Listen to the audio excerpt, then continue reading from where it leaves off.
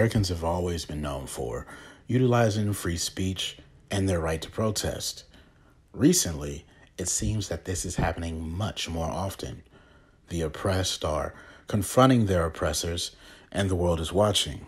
Women are at the forefront of the push for liberation. The growth of the Me Too movement is evident of this. I was curious to see what some of my friends' observations were of the effects of these movements, both locally and worldwide.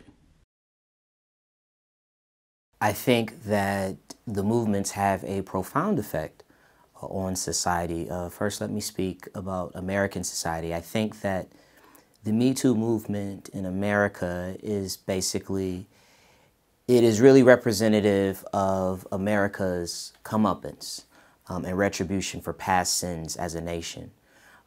Some of those sins lie in racism. They definitely lie in sexism. And I think they also lie just in a general sort of arrogance to fairness and also to love. And so what you're having happen in America and what is in turn happening globally is that people are beginning to come together and unite around their pain and use their pain to affect change. In order to disrupt or distract any institution, you have to attack it and you have to go against it. And so the Me Too movement is simply just a reflection of a sort of larger experience that I believe is happening in America. And for better or for worse, America is still, despite our flaws, the country's flaws, they are still a world leader.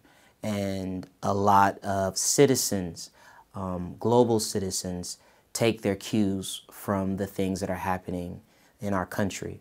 And so that is where you begin to see and talk about the experience or the effect that these movements like Me Too are affecting on a larger society. And so I think as to why that happens or why it's happening now, I think obviously people are feeling empowered because people are being transparent in their testimony and they're sharing their experiences. They no longer are afraid. And I think when you've been oppressed for so long, and let's be clear, folks who experience sexual abuse or abuse against your body, because your body is your temple.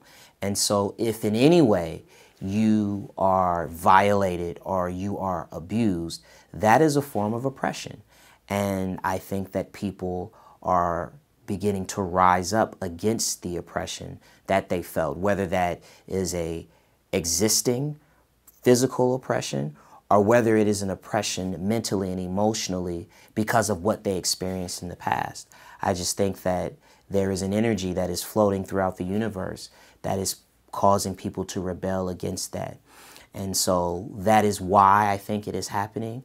And as I stated before, in America in a lot of ways, it sets the tempo for the rest of the world. And so I just think that the rest of the world is just following suit, the citizens thereof.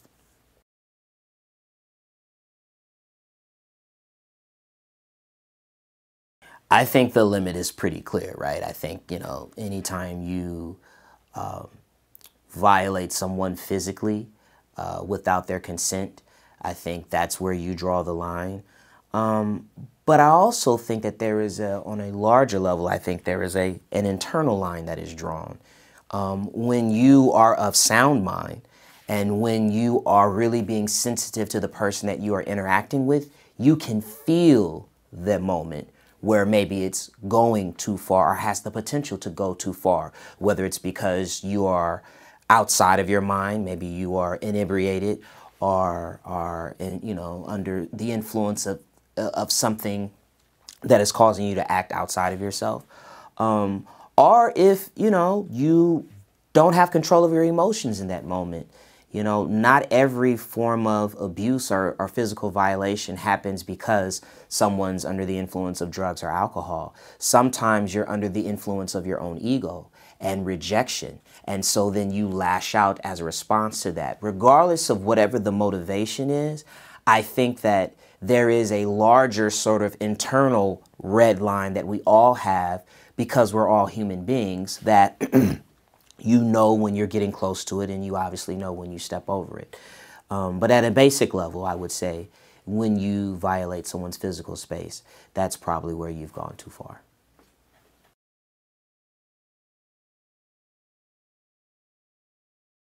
That's a tricky question, only because, one, you're then asking me to judge someone, and I'm not in a position to judge anybody. I think that part of the problem when you have these sorts of movements without clear leadership is that I think everyone can sort of adopt their own motivations, and they can begin to cast aspersions, and frankly, it can be unfair. I think that if you were to tell me or present someone to me that said, listen, I'm not speaking out because I am afraid of what is going to happen to me in my career, I think that that's not really a black and white thing. I think you'd have to go further to understand. But having said that, I think that if you are in a position, and this is my opinion, if you are in a position to exert influence, or if you know that your voice carries weight or your actions carries weight, and they help move or advance a conversation in a positive way, and you choose not to do that, I do believe that you are, in a small way, shirking responsibility. But is that my place or anyone else's place to condemn you for that? Absolutely not. And so that's what I feel, but you have to be in touch with humanity, I think, in order to even be put in a place where you will feel inclined to do something or to speak out. And not everyone views that. I mean, here I am as an American speaking to what I believe to be is a French audience. There are plenty of Americans that they're not concerned about what's going on in France, because maybe they're so focused on what's going on in their community, or they're so focused with what's going on in America, they don't even have the mental bandwidth to even consider what is happening in other places around the world. I do, but again, that's because I am keenly aware that as global citizens, again, we have far more in common than we don't.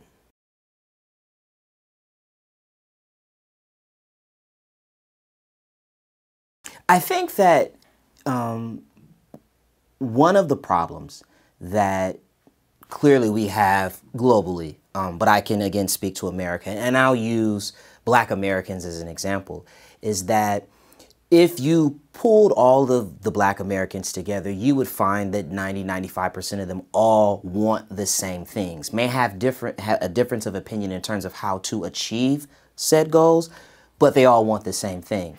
And so then as a result of that, you have fissures and you have factions and you have different groups of Black Americans that are all sort of in pursuit of the same goal, but they do it different ways. And sometimes they can work together. Most times they don't work together. So now, looking at the depuis movement that is happening in France that was started by men, but basically having the same goal as the Me Too movement, I think you have to ask yourself, two things. The first thing is why are we doing what we're doing? Are we doing it because we are trying to be petty and say, hey, if the women can raise a stink about sexual harassment or sexual violations, the men can do the same thing? I think if that is the intention, I think that that's counterproductive. If the intention is just to say, hey, we want to raise awareness around this issue, but say that men are victims too, I do think that it would have been a more powerful thing to work together with the Me Too movement, just because that's a movement that has gained traction worldwide. That's a movement that probably has a lot more structure than said depuis movement. And I think that overall, the synergies combined would only help to advance the larger goal, which I think is important in any endeavor. You got to keep the main thing the main thing. So I think in order for me to really offer a strong opinion one way or another about that, one would have to examine and be able to understand what the initial purpose of it was. But what I will say And I know I've been able to do some research and sort of look at the Me Too movement as it's happening in France. And I know that one of the big things that is coming out of it in terms of folks that are, if not outright opposing it, but just a little weary of it, the concern that too much of this sort of activism around being, decent or proper or in terms of how you interact with one another, that it is sort of infringing upon the sexual freedom that a country like France, and I mean freedom in general, I think that's what France is known for, being laissez-faire, a little bit more relaxed, that these sorts of movements would then infringe upon sort of the innate culture of the country. And I think there is something to be said for that. I think that in general, again, when you have folks that are rising up because of oppression or lashing out in response to pain, I think you always have to be worried about pushing that line too far, where then good values or good elements now are sort of called into question.